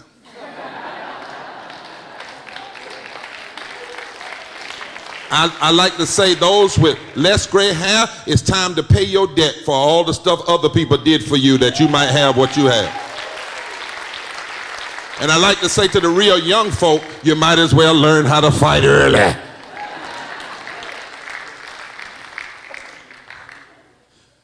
We are not of those. This movement is about saving the soul of this nation. The soul of this nation is in trouble. In trouble. We are here because systemic poverty racism is real. And when we say racism, we are not talking about somebody calling you the N-word. We are not talking about somebody calling people names. We're talking about policy, like racist voter suppression, like mistreatment of people of color, immigrants, like mass incarceration, resegregation of public schools, and the continued oppression of native people, indigenous. That's racism. That's why sometimes we say in this campaign, Adam, even though the media likes to say it, the greatest racist right now in politics is not Trump. I knew y'all wasn't gonna say nothing. See, because Trump is loud and out there. And there's a book called Stamped from the Beginning, and it talks about how the words are distractions from the policy. They want us to get focused on the person with the most influence over white nationalist racist policy being placed into our system right now is Mitch McConnell. And you've not heard him say any ugly words. And please don't act like Trump is new. Reagan used the same language. Nixon used the same language. They just didn't have a 24-hour news cycle, and they were smart enough not to say it out in public. Or maybe Trump is shrewd and smart, or at least those around him. Because if we keep the focus on him, we miss all of the judges he's putting on the bench. Y'all see, and all the other policies. Mitch McConnell, for instance, along with Boehner and Ryan, held up fixing the Voting Rights Act for over 2,000 days. Think about that. We have less voting rights today than we had August 6, 1965. And yet, Strom Thurmond held up fixing the Civil Rights Act of 57 for 1 day. And we call Strom Thurmond a racist. America's in trouble. And we have to know it, but then we have to have a movement of people that know it doesn't have to be that way. Touch your neighbor and say, the work is real. Just touch him. We do this down south. I'm just touch your neighbor and say, the work is real. Yeah. Did you know that long before Trump was ever even thought about running, 23 states in this country passed racist voter suppression laws since 2010? Targeting 54% of African American voters. But did you know that the people who get elected by racist voter suppression laws, once they get elected, they pass policies that hurt mostly white people? Now that's the irony. The very ones that suppress the vote, when they get elected, they pass laws that mostly hurt poor, low-income white people, because there are 66 million poor and low-income white people. There are 26 million poor and low-income black people. That's 61% of all black people. It's only 30% of all white people, but it's 40 million difference in raw numbers. So that is why you cannot see the fight against racist voter suppression as just black folks fight. Because racism is not just about being against black folk. Racism is against democracy itself. It's against democracy itself. That's why we see what we're seeing now, so many attacks on democracy. And this guy that acts like he wants to be a king. Why? Because now that certain people are no longer in the majority, they no longer want to push democracy. Now that there's a possibility for black, white, and brown people to come together and elect candidates of their choice, all of a sudden, somebody's cheating. All of a sudden, we need photo ID. All of a sudden, like here in Maine, we have to pass racist voter suppression laws against the native people and indigenous people. Did you know that yes, you heard Liz say there are 140 million people who are poor and low income, and she gave you the numbers? I got you. You know how it is. But did you know that 600 people die every day from poverty? 600 people die every day from poverty and low wealth. 600 people every day. Now watch this. If one person gets shot by a racist cop, we're in the street, and we should be. 7 people died from vaping, and it's a national crisis. 600 people die every month, every day from poverty. And you don't even hear poverty in our political debates. Did you know there's abundance of resources? Did you know that legislators, Congress people make an average of $15 a minute?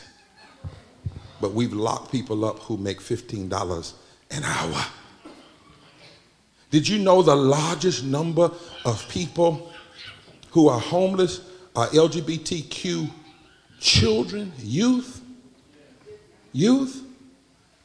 30 million people don't have health care, but here's the piece on that. Here's the piece on that. 30 million people don't have health care, but for every 1 million people, about 6,000 die. If we took 300, if we had a single payer health system, it would save $310 billion. But even deeper than that, Reverend, there's a group of clergy, I hope some of y'all will join us. We've decided if anybody in our church dies from the lack of health care, we're going to ask the families to allow us to have an open casket funeral like Mamie Teal did for her baby. Bring the media in, and we're not going to lie anymore and say God called them home. We're going to say God will welcome them home, but government killed them.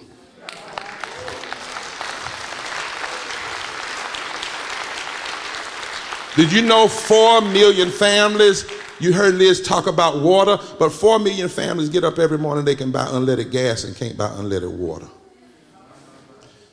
Did you know not only do we lie about Latino immigrants and say they're illegal when they're simply coming back to land we stole, that Abraham Lincoln stood against and Henry David Thoreau stood against. His first act of civil disobedience was against the Spanish-American War or Mexican War. But did you know that if it wasn't for the Social Security payments that Latinos put into the Social Security system, that they will never have access to the system, your Social Security would implode? Did you know that Native Americans, indigenous people are still seen as wards of the state? They still operate under war treaties. They can't even own their own homes. Did you know that we have 800 military bases around the world? 800.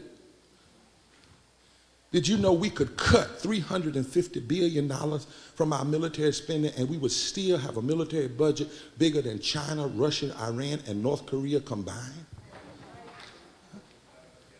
Did you know people are making a killing off of killing? Did you know people are living in homeless camps? Like we visited one, and this lady was a lady there, and a white lady and a black woman. The white lady had a health crisis. She had been middle class, health crisis, now she's homeless. Black man worked every day, had to live in the homeless camp. They were down the path in the woods from a church that had on its billboard, gay people are going to hell. And 200 yards from that church were poor children, poor women living in the woods. And when we went down there, the one thing they said to us is, don't forget us. Don't let America forget us. And by the way, did you know there's this extreme religious nationalism? I hope nobody's preaching. It's really a form of heresy. It's a form of a theological malpractice, at best heresy. It goes like this. The way to please God is to hate gay people, be against women's right to choose, be for prayer in the school, be for tax cuts. And you know God loves guns, so be for guns and wave the flag. Even though in the Hebrew Bible and the Christian Bible, the old, what we call Old New Testament, there are more than 2,000 scriptures in the Bible that say how we treat the poor and women and children and the immigrant is what's most important to the divine spirit. And yet those that are influencing so much of the Congress, so much of the state houses and the president are those who believe in this false religious narrative that comes from slaveholder religion and has had various metamorphoses down through history, even till now. I often tell folk, why are you so interested in somebody else's bedroom? Huh? And I tell them, I want to talk about sex, Bishop. I really do. You know the sex I want to talk about? I want to talk about the illicit relationship between the Supreme Court and big business that produced the bastard child of Citizens United. That's the sex I want to talk about. That's the sex I want to talk about.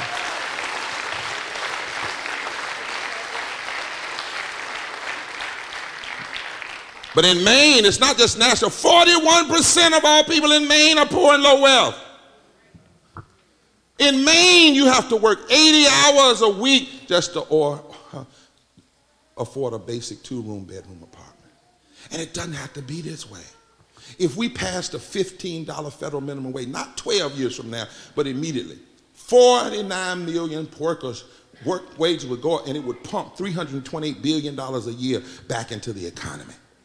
If we repeal the Trump tax cut and establish fair taxes on the wealthy and corporation, it would generate $886 billion per year to rebuild our infrastructure and education and health care. If in 2018, if we just ended the military contract of one company, not two, just one, it could fully fund the 14 states expanding Medicaid or the Affordable Care Act who have refused to. Just one. Just one. Somebody say just one. So here's where we are and why we have to gather and why we have to build a movement. All over this country, state houses, governors, legislators, some of the most radical are in the poorest states. And yes, the Supreme Court has gutted the Voting Rights Act. And yes, we have people in the United States Senate and House and other places who are pushing programs to hurt the poor and deny workers. And yes, the same people that do that support the wall. And the same people that support the wall want to block health care. The same people that want to block health care want to block living wages. And the same people that block living wages, they want to block any effort to deal with climate change. And most of those same people hide behind a false religious narrative that says nothing about racism and homophobia and poverty. And yes, they are spending more and more money on militarism. And yes, they have a lot of money. But in the face of this, we must know who we are. We must know who we are. Frederick Douglass in the 1800s faced a time like this. A guy had been forced onto the Supreme Court that had no business being there. His name was Justice Taney. And he became the Supreme Court justice that oversaw the Dred Scott decision. And the Dred Scott decision came out and said a black man has no rights that a white man ever has to honor. 2 months after that decision, Frederick Douglass was asked to speak. How you feel? What you gonna do? Don't you believe that the abolition movement is over now? I mean, the Supreme Court has ruled. Let me tell you what Douglass said. Douglass said, the slaveholders are earnest. They mean to cling to their slaves as long as they can to the bitter end. And yes, the Supreme Court of the United States has ruled, but there's another Supreme Court higher than the Supreme Court of man. He said, yes, Goliath was big, but have you read the rest of the story about David? He said, what I see in this moment, he said, I have cheer. I'm actually somewhat happy. He said, because I know that every attempt to blot out forever the hopes of the enslaved people may just be one necessary link in the chain of events preparatory to the downfall and complete overthrow of the whole slave system. He then said the whole history of the anti-slavery movement is studied with proof that all measures devised and executed with the view to allow and diminish the anti-slavery agitation have only served to increase, intensify, and embolden that agitation. There comes a time that when your adversary is hitting you hard, that's a sign of how strong you are. Don't you know they wouldn't be lying so much and spending so much money and blocking the vote so much if we were not powerful together? And so we have to come to a point that every attack on the poor will embolden our agitation. Every attack on sick folk will embolden our agitation. Every attack on immigrants will embolden our agitation. Mother Jones, that great white labor and women's voting right leader, she went to a meeting in the 1800s and they were praying. She said, listen here, I don't need your organization to be a praying institution. I need you to be a fighting institution. She said, what we need is folk that know how to pray for the dead but fight like hell for the living. Cesar Chavez said, get it started. Whatever you got to do to get a movement started, get it started. Because once a social change movement begins, it cannot be reversed. Once you uneducate people and help them to understand that things don't have to be like this, you cannot humiliate that person who understands that they don't have to give in to oppression anymore. Nelson Mandela was in prison 27 years. But every day he was in prison, he went through some depression. But then there came a place where he steeled his spine. And every morning he looked at the bars and looked at the guards and he said, out of the night that covers me, black as a pit from pole to pole, I thank whatever gods may be for my unconquerable soul. In the fell clutch of circumstance, I have not winced nor cried aloud. Under the bludgeonings of chance, my head is bloody but unbowed. Beyond this place of wrath and tears looms but the horror of the shade, and yet the menace of the years finds and shall find me unafraid. It matters not how straight the gate, how charged with punishment the scroll. I am the master of my fate, and I am the captain of my soul. It's fighting time, y'all. It's time to fight with love, and fight with truth, and fight with grace, and fight with our votes. No matter what the forces of hate and injustice do, we are not those who quit. We are not those who shrink back. We must show America another way. We cannot just curse the darkness. We must show the light. And just so you know, as I close, do you know the power that we have to rise? If I was down south, I'd say turn to your neighbor and ask your neighbor, do you know the power that we have to rise? Because see, some of us have listened to the wrong report. You've listened to Donald Trump's report. You've listened to Fox News report. And we're moping around and crying like we don't have any power. But I come from a tradition that asks the question, whose report you gonna believe? I'm gonna believe the report of the Lord. Do you know that we have power that's untapped? 286,000 people in Maine didn't even vote the last time. That's power. That's power. 140 million poor people represent more than the amount of people that voted last time. That's power. 100 million people in America that could vote didn't vote because they never heard their name or their situation or their issues. That's power. If just 2% of poor and low wealth people would register and vote and engage, they could change political systems all over this country. That's power. Trump didn't win, he cheated. They said he won by 30,000 votes in Wisconsin. Well, there were 250,000 votes suppressed. They said he won in Michigan by 10,000 votes. Well, there are 100,000 African Americans in Detroit that were already registered that didn't vote. They said he won in other states, but there are hundreds of thousands of people that could vote that didn't vote, and they've been turned off. We got to turn them on. We've got to bring them not just to vote, but into the movement, because there is power that is untapped. And I come from a tradition that says if God be for you, it doesn't matter who's against you.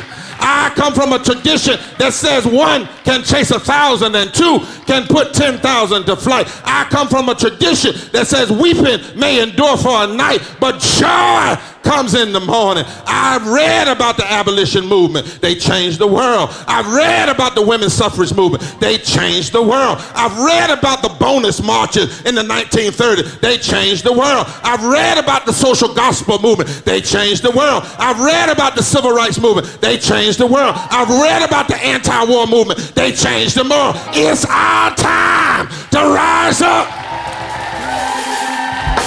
and change the world. Now, there are some people that have been telling us for the last few years, get woke. You heard them say that? They say get woke. But we say in our movement, you got to do more than get woke. Because you can be awoke, you can wake up and still be in bed. That's why Mavis Staples, when she paid tribute to our dear sister Nina Simone, she said, it's not the waking, baby, it's the rising. She said it's the grounding of a foot uncompromising. It's not the foregoing of the lie. It's not the opening of the eyes. It's the waking. It's not the rising. She said it's not the shade we should be cast in. It's the light, and it's the obstacle that casts it. It's the heat that drives the light. It's the fire that it ignites. It's not the waking. It's the rising. So it's time for us to not only be woke, but to get out of the bed, get in the streets, get in the legislative suites, and get in the ballot box. And when we do that, we can cry power. Nina Simone cried power. Mother Jones cried power. Harriet Tubman cried power. Fannie Lou Hamer cried power. Martin Luther King cried power. Rabbi Heschel cried power. Dorothy Day cried power. It's time for us to rise and cry power.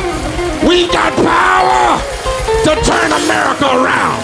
We've got power to make this nation different. We've got power, power, power, power, power. When we all come together. Are you ready? Are you ready? There's an army rising. There's a non-violent army rising. There's an army of truth. There's an army of love. There's an army of mercy. There's an army of grace. And you are alive in this moment to sign up. All you got to do to sign up is say, I'm willing to stand for what's right. Stand against racism. Stand against poverty, ecological devastation, the war economy. Stand against the false moral narrative. And not only stand against the darkness, but join us in pushing this moral justice budget. Our America has never been America to me, but I swear this oath that America will be. It's time to rise and have power so that the day will come when our children's children will sing our names, and they will say that in the day when others felt like shrinking, we didn't shrink because we were not of that crowd. Instead, we rose. We rose to the challenge, and we made it better for generations yet unborn. Come here, Yara. We need buses. We need voices. Every church, every county, every place. We can do this, y'all. Didn't but 52 people march in the first march in Birmingham. Give me that cane. And they ended up changing. Didn't but a few, 50 or so people march the first Selma march, and they changed.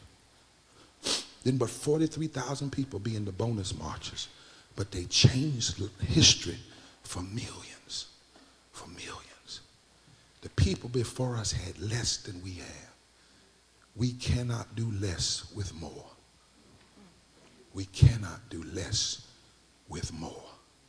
But the time is now for us to stop crying and stop moaning and rise up and cry power with love and truth and nonviolence in order to transform and change America and thereby change the world. There's an army rising. As you take your seat, I hope you're signed up. You may be seated. I hope you're signed up. And while Yara sings this last song and before they close out, would you grab somebody by the hand? They're going to join this army with you. And as she sings, if you feel like lifting hands together, but there's an army rising that's going to break the chains of poverty, break the chains of apathy, break the chains of racism. We may not do it all, but we're going to get a lot done. And if we die doing it, we're going to sow the seeds for more revolution. See, when you get into movement and you get in revolution, you never really lose. You either sow the seeds for transformation or you become the transformation. And you really don't know sometimes. You just get in it. And God, the Spirit, whatever you call it, that's the one that determines whether this movement will be the transformation or whether this movement will sow the seeds for the transformation. But the one thing I don't want to be is sleep or awake, but not out of bed.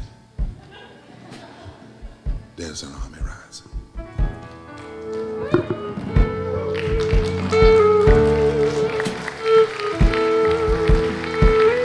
Would you stand, please?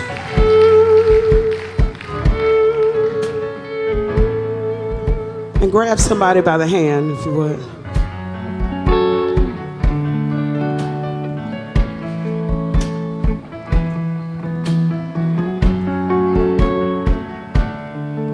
I want you to sing this with us.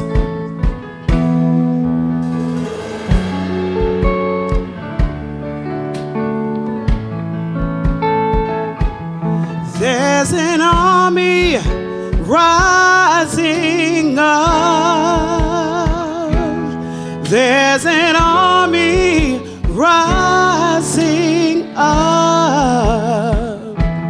There's an army rising up to break every chain, break every chain, break every chain. Break every chain, break every chain, break every chain. There's an army rising up.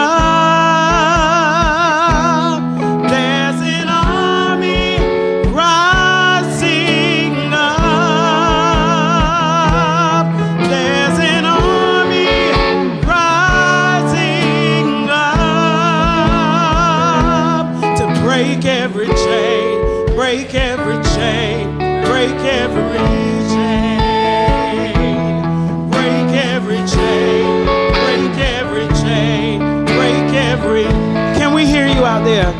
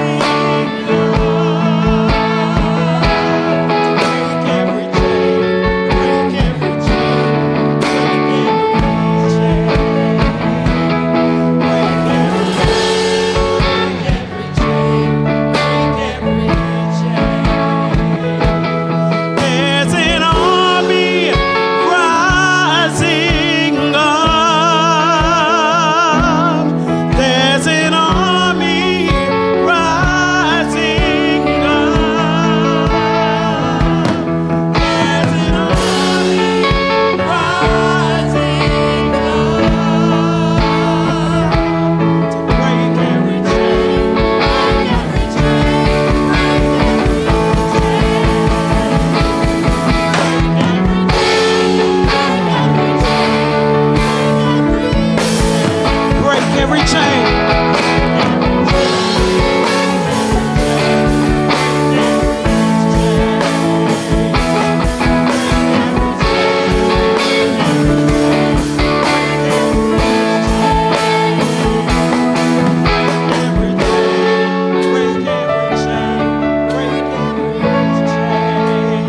Singing, break every chain, break every chain, break every chain, break every chain, break every chain, break every chain, break every chain, break every chain, break every chain.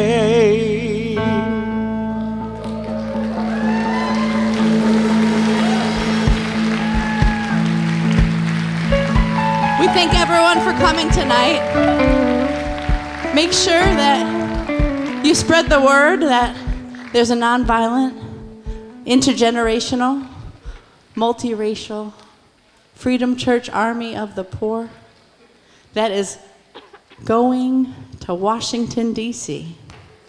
June 20th, 2020. June 20th, 2020. A couple months before Dr. King was killed,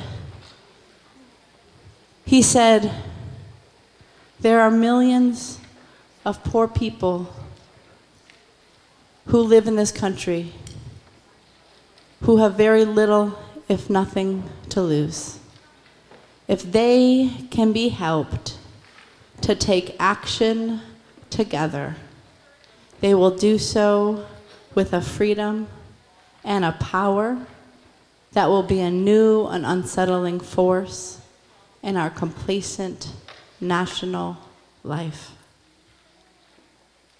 That new and unsettling force, that nonviolent army of the poor is rising up. We must do more. We must mobilize and organize, register and educate, and build a movement of millions. A movement that can save the soul of this nation and make life better for everyone. This is an organizing meeting. So if you don't know some of the people in this room as you leave, make sure you introduce yourself. We are not ships passing in the night, but instead leaders who are rising up to build a moral movement. Make sure you get involved here in Maine. There are lots of organizations and organizing projects that are happening. If you're not already involved, know that this is the first day of the rest of your life.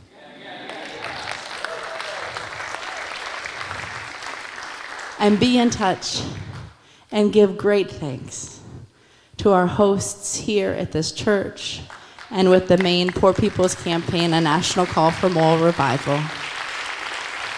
We must do more. We will rise. We will end racism and poverty, ecological devastation. We will put an end to militarism, and we will stop believing the lie of scarcity, that there isn't enough, that we can't do any better, and that we just have to settle for less. We must do more. Thanks for being here. Stay involved, be safe, and keep up the fight.